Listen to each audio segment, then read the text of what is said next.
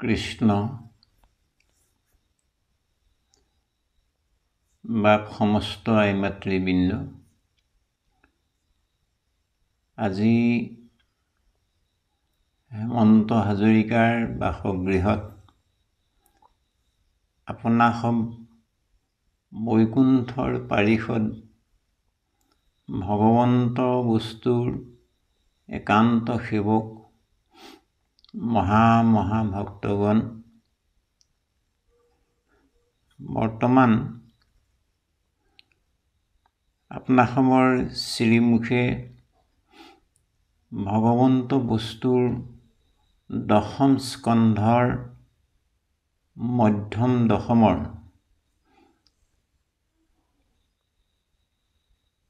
দ্বাৰকাপতি ভগৱন্তৰ ওচৰলৈ বিপ্ৰ দামোদৰৰ আগমন পদভাগত উল্লেখ হৈ গ'ল যে যেতিয়া বিপ্ৰ দামোদৰে দ্বাৰকাপতি ভগৱন্তৰ দ্বাৰকা নগৰ ভগৱন্তৰ সমীপত উপনীত হ'লগৈ, ভগৱান কৃষ্ণই লক্ষ্মীৰ সহিতে এখন সোণৰ থালিত ধূপ দীপ সুগন্ধি চন্দন ঘৃত প্ৰদীপ এগছি জ্বলাই সখা বিপ্ৰ দামোদৰক আদৰিবৰ কাৰণে আগবাঢ়ি আহিছে।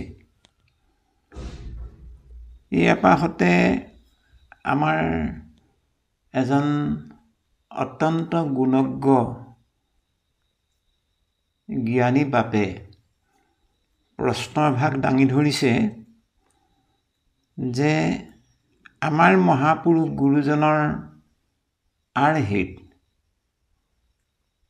তৈল প্ৰদীপহে ব্যৱহাৰ কৰা হয়, কিন্তু ভগৱন্তই দেখোন ঘৃত প্ৰদীপ জ্বলাই মহামিত্ৰ বিপ্ৰ দামোদৰক আদৰিবৰ কাৰণে ওলাই আহিছে। যে আমাৰ মহাপুৰুষ গুৰুজনৰ নামঘৰ বা কোনোবা সেৱা অনুষ্ঠানৰ বেলিকাও কেতিয়াও ঘৃত প্ৰদীপ ব্যৱহাৰ কৰা নাযায়, তৈল প্ৰদীপ ব্যৱহাৰ কৰা হয়। তে কথাটো কি? তেৰাৰ এভাগ প্ৰশ্ন আমি তেৰালৈ কৃতজ্ঞতা আৰু ধন্যবাদ আগবঢ়ালোঁ। তেৰাৰ প্ৰশ্ন ভাগৰ পৰিপ্ৰেক্ষিতত আমাৰ সামান্য দৃষ্টিৰে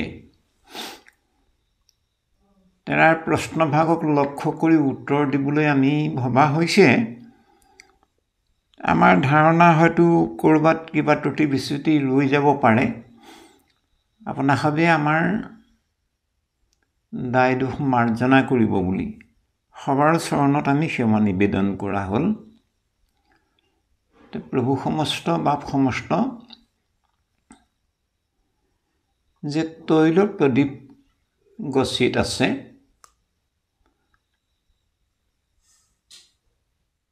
সৰলতা আৰু সহজতা,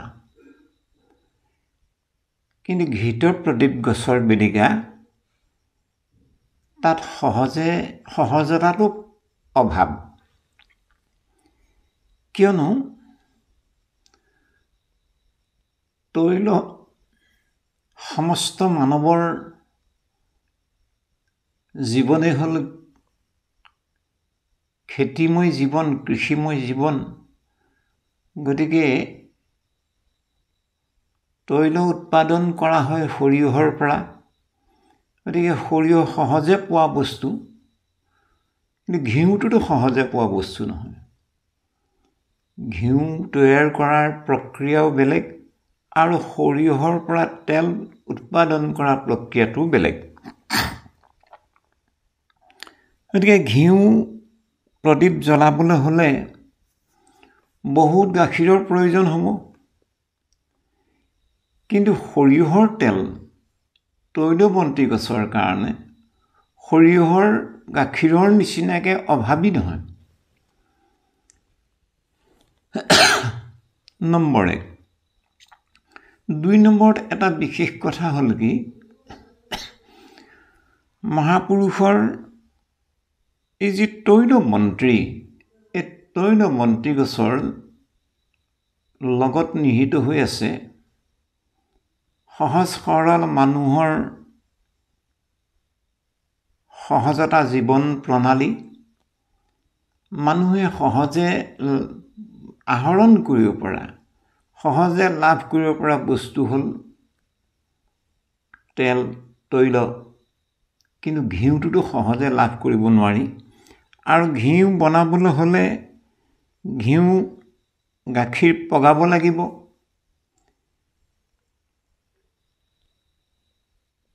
কিন্তু সৰিয়হৰ তেলৰ কাৰণে সৰিয়হ কোনো পগাবলগীয়া, ভাজিবলগীয়া তাত কথা নাই।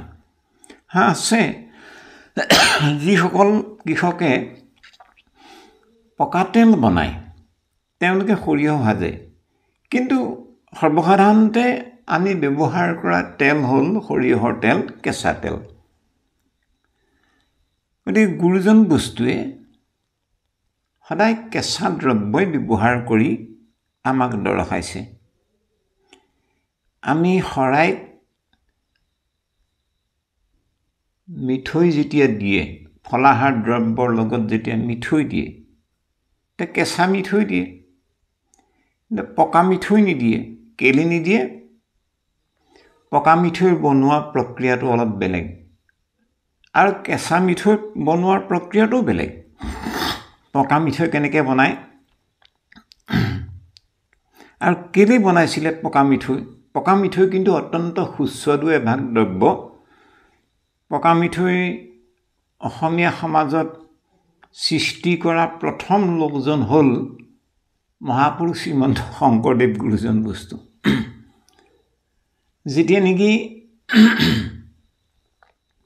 ভকতসকলক শৰণ বস্তুৰ কাৰণে আকৃষ্ট কৰিব লগা হ'ল, তেতিয়া গুৰুজন বস্তুৱে এটা পকা দ্ৰব্য এভাগ নিৰ্মাণ কৰিলে, যি ভাগৰ নাম পকা মিঠৈ বুলি কোৱা হয়। এতিয়া পকা মিঠৈ কেনেকৈ বনায় মন কৰকচোন। অ' ৰামে তপ্ত গুড় ভজা গুড়া, মিঠৈ বান্ধন্ত,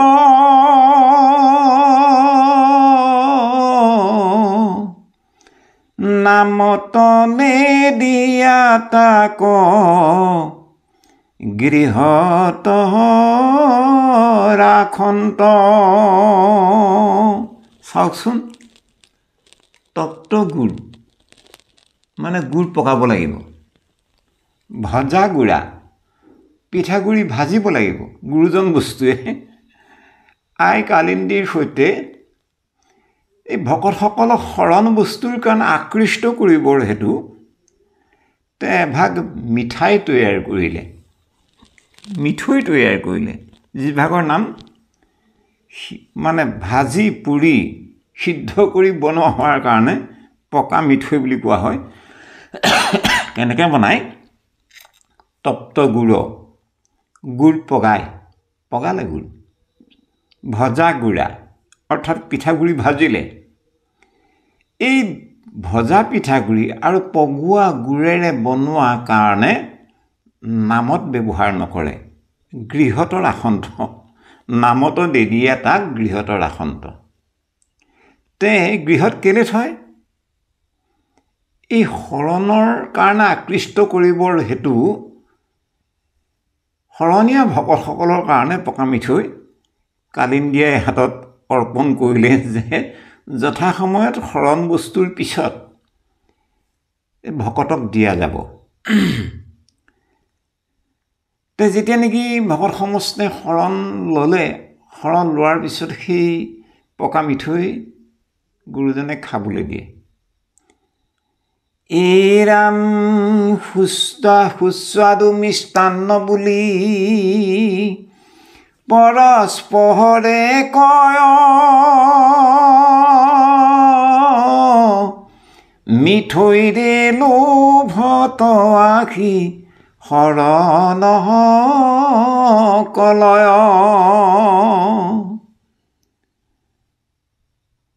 পৰদিনা যিটোজনে শৰণ নকলয় সিটোজনে ইটো দ্ৰব্য ভুঞ্জন নকৰয়।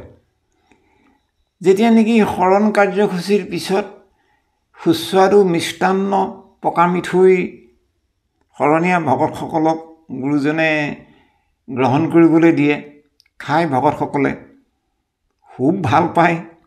আৰু গৃহাগৃহী গৈ ঘৰত গৈ ইজনে সিজনক গৈ কোৱা কৰি কৰেগৈ, হেৰা কালি গুৰুজনৰ ঠাইত শৰণৰ পিছত মানে ইমান ধুনীয়া এভাগ বস্তু মিঠৈ আমাক খাবলৈ দিলে, বোলে কি নাম, বোলে পকা মিঠৈ বুলি কৈছে। গতিকে ইমান ভাল লাগে নহয়, কিন্তু শৰণৰ পিছতহে দিয়ে, শৰণৰ আগত নিদিয়ে। তেতিয়া যিসকল আন আন ব্যক্তিৰ শৰণ লোৱা নাছিল তেওঁলোকৰো মন গ'ল, তেতিয়াহ'লে আমি গ'লে আমাক দিব, এই তোমালোকে শৰণ ল'ব লাগিব, শৰণ ল'লে পকা মিঠৈ খাবলৈ দিব লাগে। এই পকা মিঠৈ খোৱাৰ মানে লোভতে, খাই চাবৰ কাৰণে মিঠৈৰে লোভতো আহি শৰণক লয়। এতিয়া আমাৰতো গুৰুজনৰ মহাপুৰুষৰ আৰ্হিত কোনোদিন শৰাই পকা মিঠৈ দিয়া নিয়ম নাই।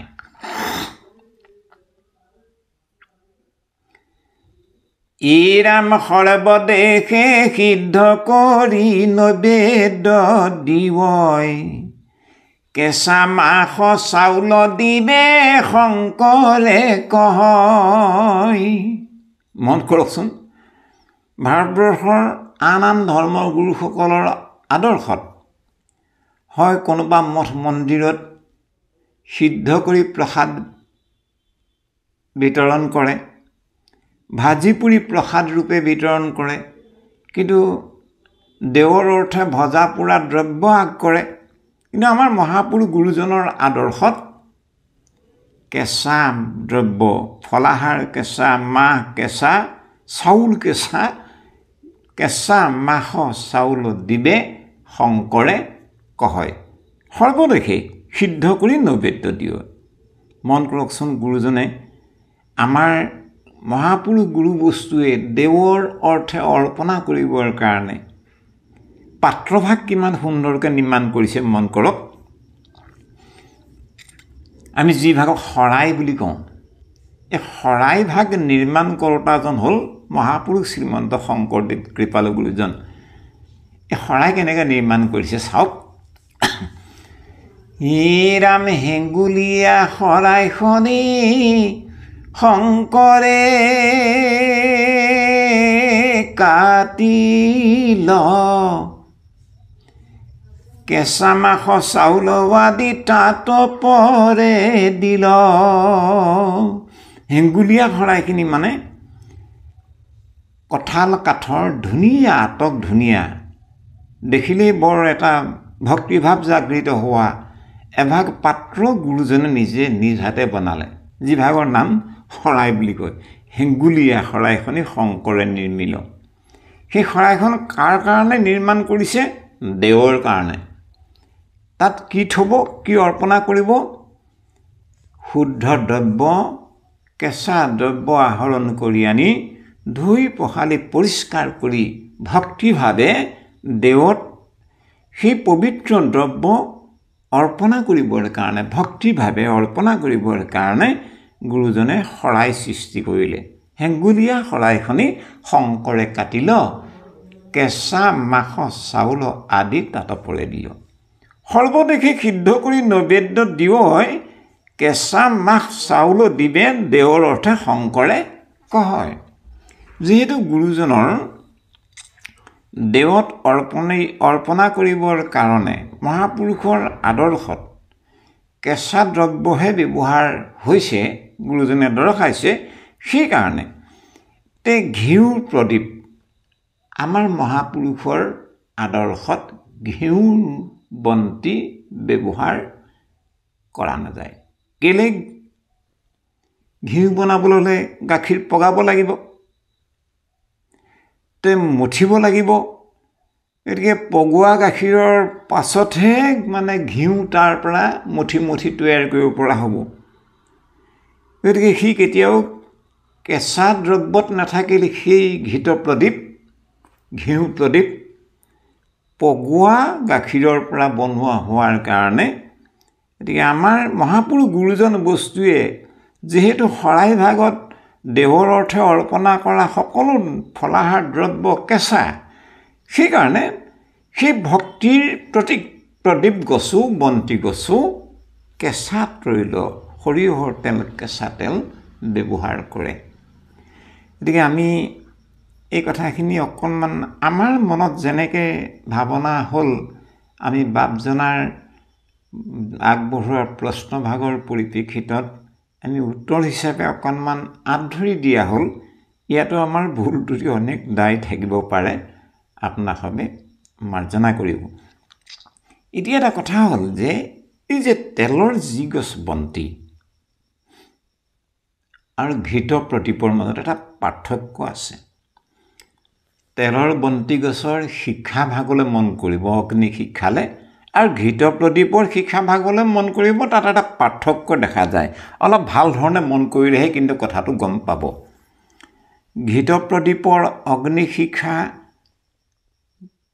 সিমান জ্যোতিটো সিমান ভাল নালাগে কিন্তু তৈল প্ৰদীপৰ অগ্নি শিখাটো ই লাহে লাহে ক্ৰমাগতভাৱে ই ঊৰ্ধ্বগতি হৈ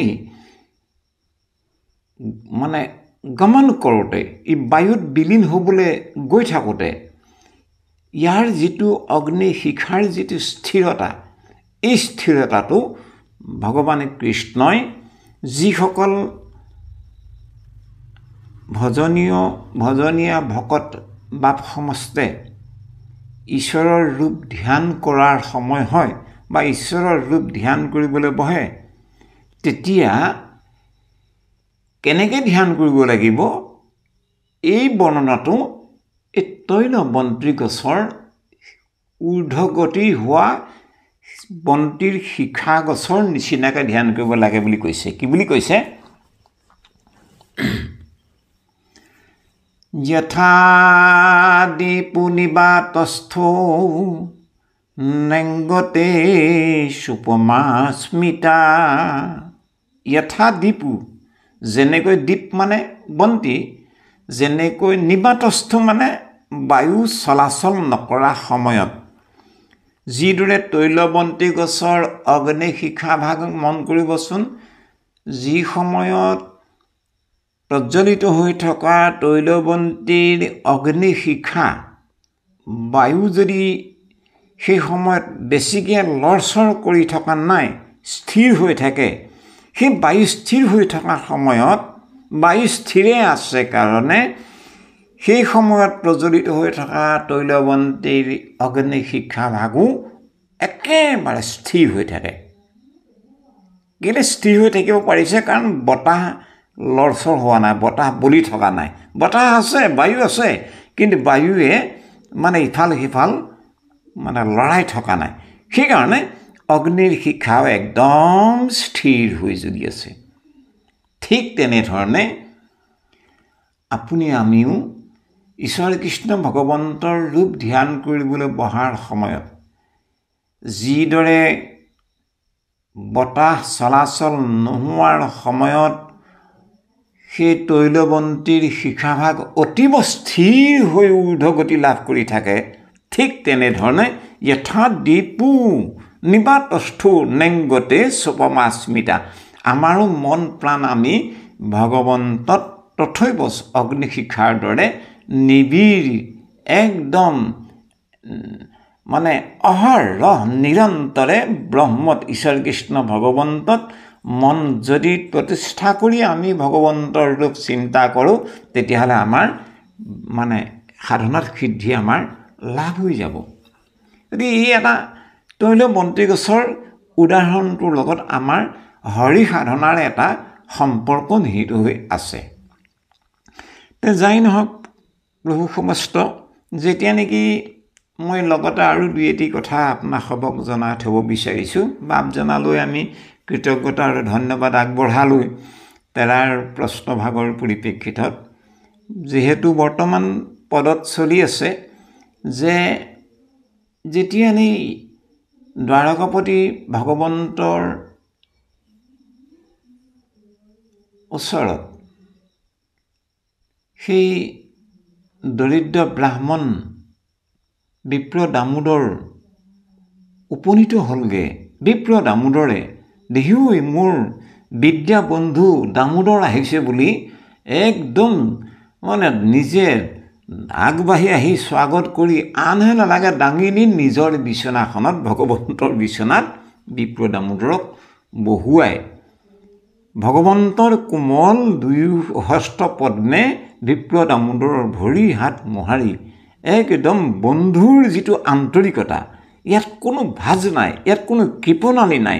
ভগৱান কৃষ্ণই বন্ধুৰ কাৰণে আগবঢ়োৱা যিটো নিদৰ্শন, যিটো বন্ধুত্বৰ যিটো প্ৰেম, সেই প্ৰেমটো আমি মন কৰিব লাগিব।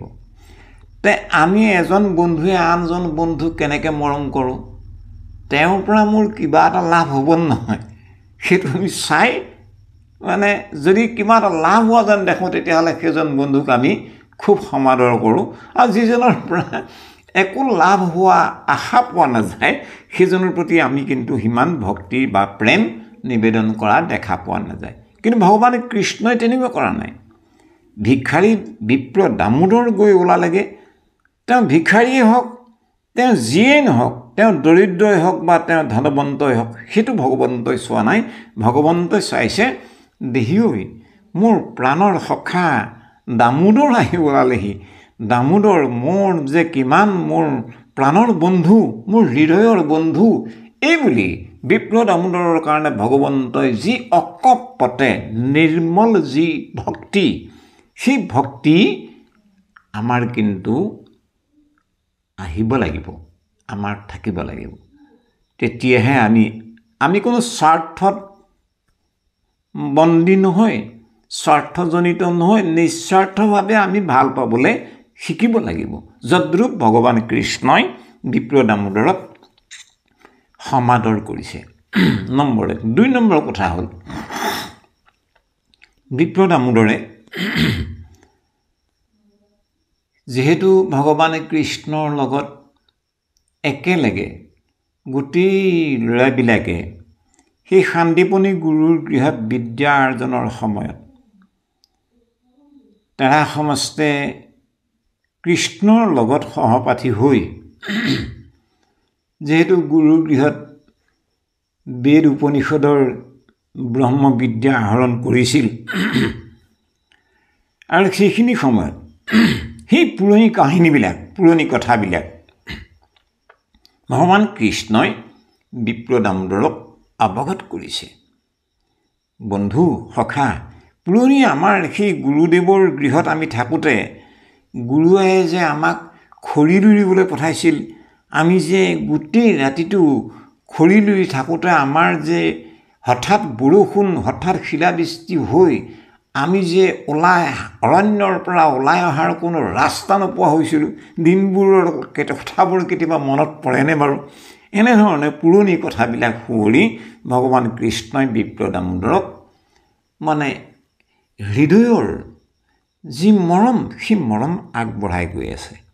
মাজতে এবাৰ ভগৱান কৃষ্ণই বিপ্ৰ দামোদৰক এনে লাহেকৈ সুধিলে, সখা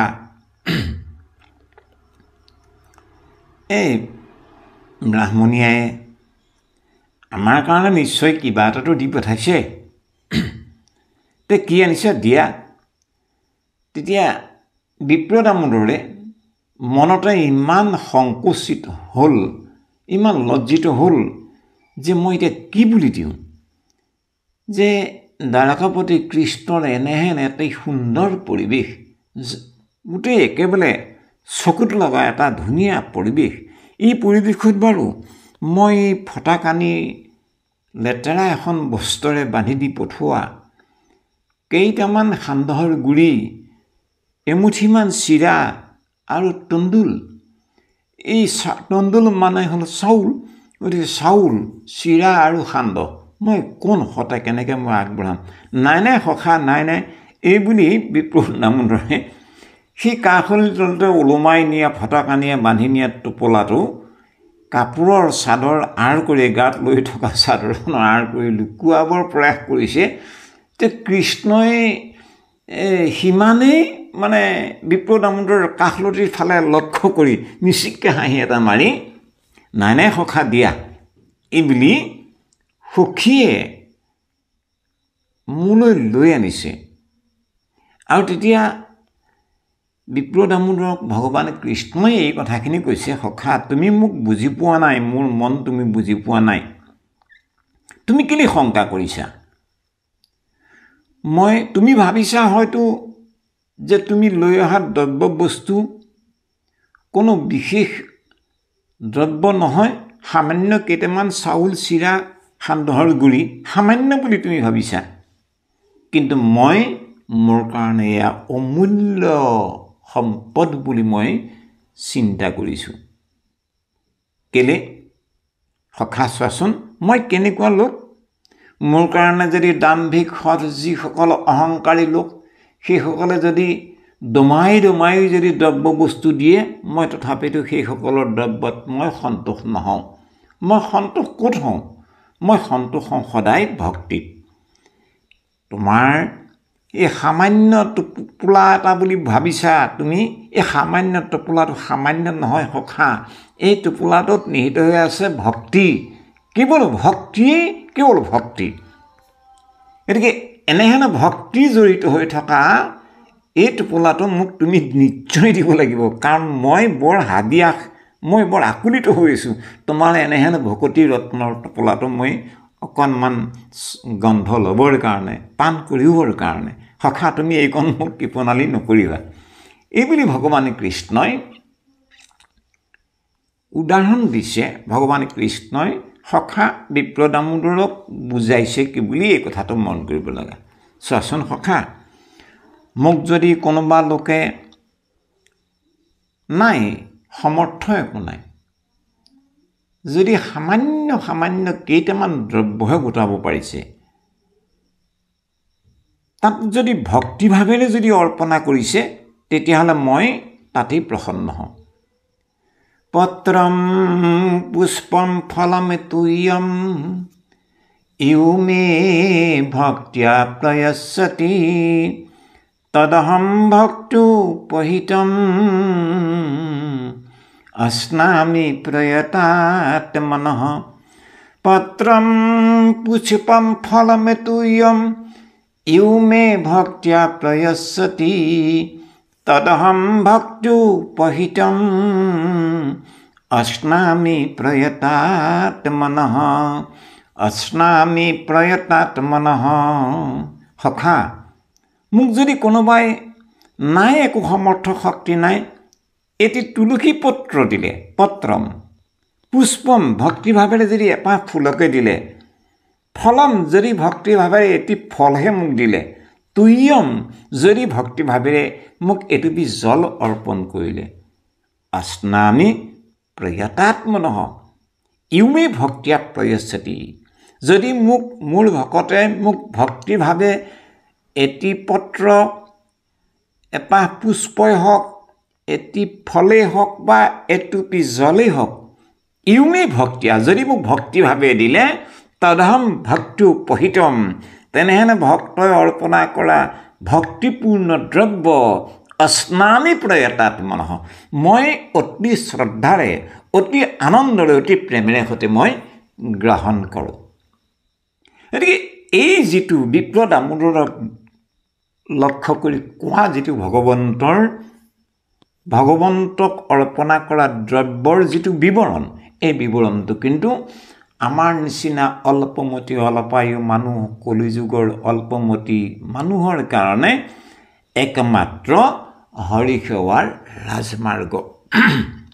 ইয়াত কোনো জটিলতা নাই, ইয়াত কোনো বাধ্যবাধকতা নাই, ইয়াত কোনো বিশেষণীয় বিশেষণ নাই।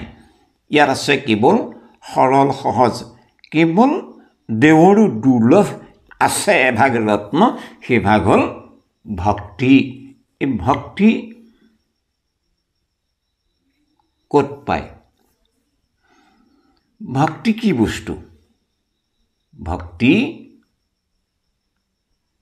বাপ সমস্ত আইসকল কেইভাগমান বস্তু আছে তাক গ্ৰন্থত পোৱা নাযায়, তাক কোনো বজাৰত কিনিবলৈ পোৱা নাযায়, তাক ক'ৰবাৰ পৰা ধাৰ কৰি আনিব পৰা নাযায়। সেই কেইভাগ বস্তু হ'ল অ ৰাম শৰণ ভজন ভক্তি বেদান্তৰ বাজ, অ বিচাৰিলে পাই তাংক হৃদয়ৰ মাজ। শৰণ বোলে বাপ শৰণ লোৱা হ'লনে? লোৱা হ'ল। ভজন ভাগো লোৱা হ'ল। ভক্তি কৰা হয় বোলে, হয় মই বোলে পুৱা গধূলি বোলে গুৰুগৃহত বন্তি গছ জ্বলাওঁ, সেৱা কৰোঁ, শ্ৰৱণ কীৰ্তন কৰোঁ। এই মিটাৰটো আনকচোন বোলে এখেতৰ শৰণ ভজন ভক্তি কিমান আছে চাওঁ। এই বুলি কোনোবা কিবা আধুনিক যান্ত্ৰিক যুগৰ আমি মানুহ কিবা যন্ত্ৰ পাতিৰ জৰিয়তে আপোনাৰ শৰণ কিমান হৈছে, আপোনাৰ ভজন আপোনাৰ ভকতি কিমান হৈছে, কোনেও কাৰো ভক্তি শৰণ ভজন ভক্তিক জোখ মাৰি উত্তৰ আনিব নোৱাৰে। ই বেদান্তৰো ঊৰ্ধৰ তত্ত্ব বুলি কৈছে। হয়, শাস্ত্ৰত শৰণ আছে, বেদতো শৰণ আছে, গ্ৰন্থত শৰণ আছে।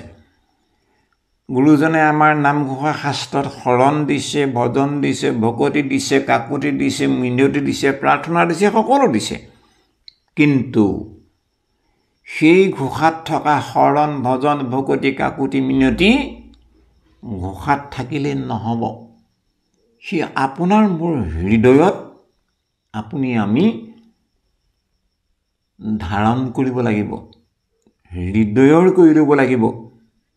তেতিয়াহে আমি বুজি পাম, উপলব্ধি কৰিব পাৰিম। গতিকে এই হৃদয়ত থকা যি বেদান্তৰ বাজ ঊৰ্ধৰ তত্ত্ব, যি ভক্তি, সেই ভক্তি মিশ্ৰিত বিপ্ৰ দামোদৰৰ সেই এমুঠিমান সান্দহ, এমুঠিমান চিৰা আৰু তণ্ডুলত নিহিত হৈ আছিল। যাৰ কাৰণে নেকি ভগৱন্ত বস্তুৱে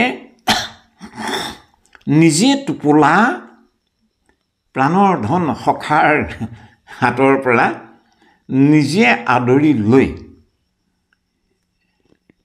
এফকৰা মাৰি গ্ৰহণ কৰিলে। গ্ৰহণ কৰাৰ লগে লগে বিপ্ৰ দামোদৰক চাই কৈছে, সখা ইমান ধুনীয়া, তুমি ইমান ধুনীয়া বস্তুটো, ইমান মিঠা বস্তুটো তুমি লুকুৱাই ৰাখিছা। আৰু এবাৰ খাবলৈ লওঁতে লক্ষ্মী আই ওচৰত আছিলে, আৰু লক্ষ্মী আয়ে ভগৱান কৃষ্ণৰ হাতত ধৰি বাৰণ কৰিলে, প্ৰভু হ'ব, যদি আৰু এবাৰ খাবলৈ হয়, এতিয়া আপুনি এবাৰ গ্ৰহণ কৰোঁতেই এই 14 ভুৱন প্ৰসন্ন হৈ গ'ল। মন কৰকচোন, ভক্তিভাৱে বিপ্ৰ দামোদৰে লৈ যোৱা, সেই ব্ৰাহ্মণীয়ায়ে ভক্তিভাৱেৰে বান্ধি দিয়া সেই ভকতিৰ টোপোলাটো এফকৰা ভগৱান কৃষ্ণই খাৱাৰ লগে লগে পদৰ আধাৰত পদে উল্লেখ কৰিলে যে 14 ভুৱন প্ৰসন্ন হৈ গ'ল ভগৱান কৃষ্ণই গ্ৰহণ কৰাৰ লগে লগে। অৰ্থাৎ ৰামে কৃষ্ণক পূজিলে পূজা সমস্তৰে হয়, পৃথকে পূজিলে পূজা কেহু নাপায়। অৰ্থাৎ কৃষ্ণ গ্ৰহণ হোৱাৰ লগে লগে কৃষ্ণই কৃপা কৰাৰ লগে লগে সকলোৱে আপোনা আপুনি প্ৰসন্ন হৈ যায়। কিন্তু ভগৱান কৃষ্ণৰ ব্যতিৰেকে আমি যদি বেলেগে বেলেগে যদি সেৱা পূজা অৰ্চনা কৰোঁ, তেতিয়াহ'লে কোনো সেৱা পূজা গ্ৰহণ কৰা নহ'ব, কোনেও নাপায়। গতিকে ভক্তিভাৱে এফকৰা খোৱাৰ লগে লগে বিপ্ৰ দামোদৰৰ সকলো ঋদ্ধি সিদ্ধি পূৰ্ণ হৈ গ'ল। লক্ষ্মীয়ে কৈছে, স্বামী আপুনি যদি হ'লেই আৰু আপুনি এবাৰ খোৱাৰ লগে লগে বিপ্ৰ দামোদৰৰ যিমানবিলাক সা সম্পদ, যিমানবিলাক ঐশ্বৰ্য বিভূতি, যিমানবিলাক মানে গুণৱন্ত তত্ত্ব বিপ্ৰ দামোদৰৰ গৃহাগত হ'ব লাগে সকলো হৈ গ'ল আৰু এবাৰ যদি আপুনি গ্ৰহণ কৰে তেতিয়াহ'লে আপোনাৰ এই বৈকুণ্ঠত এই দ্বাৰকাপুৰীত লক্ষ্মীও নাথাকিব আৰু লক্ষ্মী তালৈ গুচি যাব লাগিব গতিকে আপুনি আপোনাৰ চৰণ সেৱা কৰিবৰ কাৰণে মোক নিথৰুৱা যাতে নকৰে বুলি লক্ষ্মীয়ে সেৱা ধৰিলে হয় বিপ্ৰ দামোদৰে যেতিয়া নেকি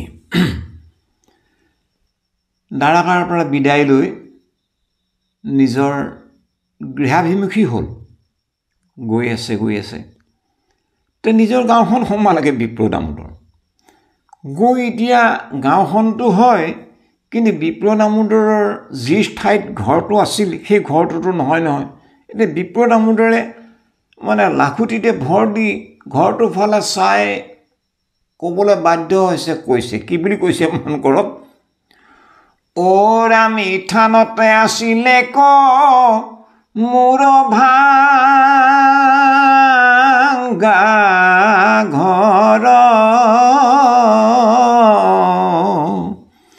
কোনে আজি সজাই দিলে বিচিত্ৰ বাসৰ হৰি হৰি এই ঠাইততো মোৰ ভগা ঘৰ এটা আছিলে মোৰ ইমান ধুনীয়া এটা ঘৰ কোনে বনাই দিলে এয়া হ'ল ভগৱন্তৰ কৃপা মুকং কৰোতি বাচালং পংঘুং লংঘয়তি গিৰিম য়ৎ কৃপা তমহম বন্দে পৰমানন্দ মাধৱম মুকং কৰোতি বাচালং যাৰ কৃপা হ'লে মুকয়ো পণ্ডিতৰ দৰে কথা ক'ব পাৰে পংঘুং লংঘয়তি গিৰিম যাৰ কৃপা হ'লে খৰায়ো পৰ্বত বগাব পাৰে যাৰ অকণমান কৃপা হোৱাৰ কাৰণে দৰিদ্ৰও ধনৱন্ত হ'ব পাৰে যাৰ অকণমান অনুগ্ৰহৰ অভাৱ হোৱাৰ লগে লগে ধনৱন্তও দৰিদ্ৰ হৈ যাব গতিকে আমি সমৰ্থবান ধনৱন্ত লোকসকলে দৰিদ্ৰ হোৱাটো কামনা কৰোঁ নেকি নিজে নিজৰ দুৰৱস্থা আমি ভাবোঁ নেকি কেতিয়াও নাভাবোঁ আমাৰ আৰ্থিক অৱস্থা আমাৰ সৰ্বতো প্ৰকাৰে জয় মই হোৱাটো বিচাৰোঁ এই জয় মই হ'বলৈ হ'লে ভাগৱত গ্ৰন্থই আৰু এই বিপ্ৰ দামোদৰৰ দ্বাৰকাপতি ভগৱন্তৰ ওচৰলৈ গৈ যিভাগ কাহিনী আমাৰ বৰ্তমান পদে প্ৰকাশ হৈ আছে এই কাহিনী ভাগৰ পৰা আমি এই জ্ঞানটো আহৰণ কৰিব লাগিব আমি যদি সঁচা অৰ্থত আমি আৰ্থিক অৱস্থা আমাৰ যদি মন বুদ্ধি চিত অহংকাৰ এই গোটেইবোৰ ভগৱন্তত অৰ্পণ কৰি যিমান পৰিমাণে আমি একাত্মভাৱে ভক্তিভাৱে ভগৱন্তত আমি সেৱা ধৰিব পাৰিম সিমান পৰিমাণেহে বিপ্ৰ দামোদৰৰ দৰে আপোনাৰ মোৰ ওপৰতো যদি অকণমান ভগৱন্তৰ কৃপা হৈ যায় তেতিয়াহ'লে আপুনি ক'ব নোৱাৰাকে তাৰ অৰ্থ এইটো নহয় আপুনি কাম একো নকৰিব বহি থাকিব ভগৱন্তই দি দিবহি সেইটো কথা নহয় হয় আপুনি কাম কৰিছে আপুনি মেহনত কৰিছে কিন্তু আপোনাৰ মেহনতৰ লগত দেখিব ভগৱন্তৰ কৃপা কিন্তু নিহিত হৈ আছে আপুনি নভবাকেই আপুনি অকণমান মেহনত কৰাৰ লগতে কেনেধৰণে ক'ৰ পৰা আপোনাৰ অভাৱৰ দূৰ হোৱা কামটো হৈ যাব আশা পূৰ্ণ হৈ যোৱা কামটো কেনেধৰণে হ'ব আপুনি আমি গমেই নাপাম ভগৱন্তৰ কৃপাত সকলো সম্পন্ন হৈ যায় তে প্ৰভু সমস্ত আমি বাপজনালৈ আমাৰ সেৱা নিবেদন কৰিলোঁ তেৰাই প্ৰশ্নভাগ ৰাখিছিল যে মহাপুৰুষ গুৰুজনৰ আদৰ্শত তৈলবন্তীহে কিন্তু দ্বাৰকালে বিপ্ৰ দামোদৰ যাওঁতে দেখোন ঘৃত প্ৰদীপ জ্বলাই স্বাগত কৰিছে গতিকে আমি পোনপটীয়াকৈ এই কথাখিনি আপোনাক অৱগত কৰা হ'ল যে ঘৃত প্ৰদীপ মানে আমি সৰ্বসাধাৰণ মানুহ আমি অল্পমতি অলপায়ু দৰিদ্ৰ মানুহ আমাৰ কাৰণে এইটো ইয়াত সহজতাটো নাই গতিকে আমাৰ কাৰণে সহজতাটো আছে তৈলত অৰ্থাৎ সৰিয়হ সমস্তৰে গৃহে উৎপাদন হোৱা এক দ্ৰব্য গতিকে যি দ্ৰব্যৰ জৰিয়তে আপুনি আমি সহজে সৰিয়হৰ তেল লাভ কৰিব পাৰোঁ ২ নম্বৰ কথাটো হ'ল গুৰুজনৰ দ্ৰব্য বস্তু গুৰুজনৰ মহাপুৰুষৰ আৰ্হিত সদায় কেঁচা দ্ৰব্য গুৰুজনে কৃপা কৰিছে। গতিকে ঘিউ কেঁচা দ্ৰব্য নহয়, পকা মিঠৈ কেঁচা দ্ৰব্য নহয় কাৰণে যিদৰে পকা মিঠৈ শলাত নিদিয়ে, ঠিক তেনেধৰণে ঘিউ পগোৱা বস্তুৰ কাৰণে, সিদ্ধ কৰা বস্তুৰ কাৰণে মহাপুৰুষ গুৰুজন বস্তুৰ আৰ্হিত মহাপুৰুষ গুৰুজনে কিন্তু ভক্তি মন্দিৰত, নামগৃহ চৰাত, সেৱা সকামৰ বাংময় মূৰ্তি ভগৱন্তৰ সন্মুখত সদা সৰ্বদাই কাৰণে তৈলবন্তিহে ব্যৱহাৰ কৰা দেখা হৈছে। কৃষ্ণ।